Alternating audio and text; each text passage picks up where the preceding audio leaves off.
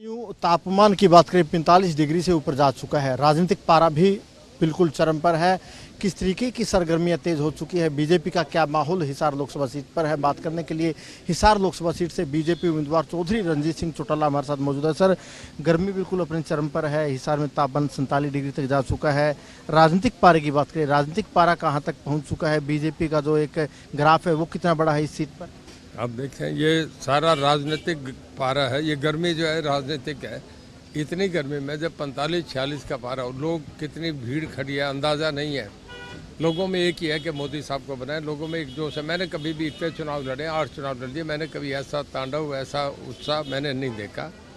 और लोगों में एक है कि बस कल ही वोट पड़ जाए, एक से एक अगले दिन, मतलब संभाला नहीं जा रहा। मैं तो ये लग रहा है कि चुनाव के आखिरी दिन तक लोगों में इतनी गहमागहमी हो जाएगी कि मतलब आप ये समझें कि कभी भी ऐसा नहीं हुआ।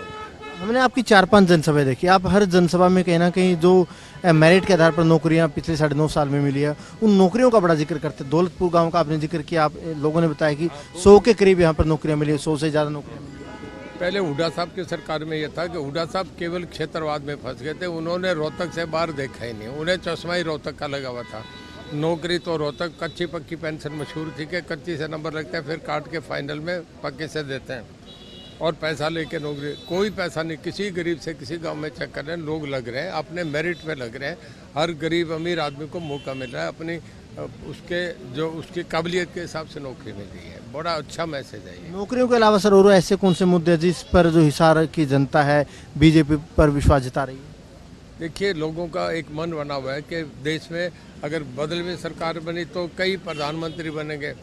एक साल मोदी, एक साल वो बनेंगे राहुल गांधी, अगले साल केजरीवाल बनेंगे, अगले साल शरद पवार बनेंगे, फिर तेजस्वी यादव बनेंगे, फिर लालू का बेटा बनेगा, फिर डीएमके का कोई बन जाएगा।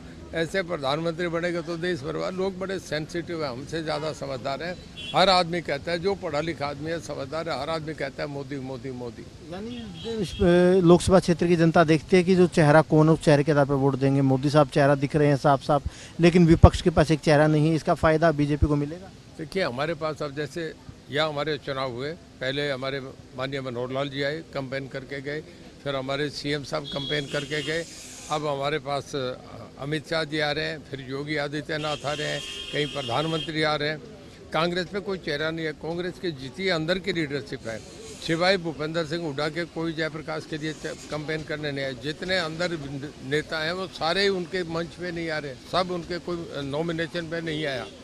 कांग्रेस की आपस की इनफाइटिंग होती है। फिर जो मोदी साहब का, अमित शाह का चेहरा है, योगी आदित्यनाथ का चेहरा है, हमारे नड्डा साहब का चेहरा है, उसके बराबर कहीं खड़गे साहब को कोई नहीं मान रहा। यहाँ से सांसद भी रह चुके हैं, स्थानीय स्तर पर उनकी इमेज कैसे देखते हैं? हालांकि मैं भी नरवाना से हूँ, मैंने भी यहाँ की राजनीति देखी है। स्थानीय लोगों की नज़रों में जेपी साहब की क्या इमेज है? आप ये लोग खड़े, इन्हीं से पूछ लो जेपी क्या। लोगों से पूछते हैं तो हंसते हैं। सारा देश उसे जानता है जयप्रकाश क्या था। जो महम कांड हुआ था उसके बाद जेपी का ग्राफ बहुत नीचे चला गया।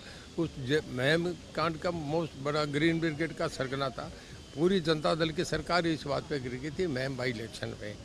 तो लोग सब उसे जानते हैं, देखते हैं। लोग कोई भी नहीं, लोग थापी मारने वाला कहते हैं और इस तरीके की बातें करते हैं। पीएम साहब आज आए हैं, पीएम साहब के आने के बाद बीजेपी का ग्राफ कितना बढ़ेगा सर?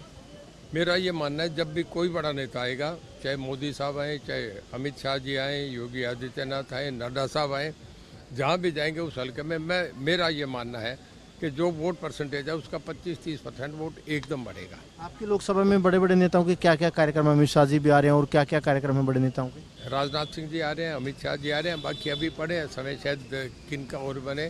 हो सकता है योगी आदित्यनाथ आ जाए, नड्डा साहब भी, कोई पीएम साहब का भी मुश्किल है क्योंकि बहुत जगह जाना है, पूरे देश में जाना है।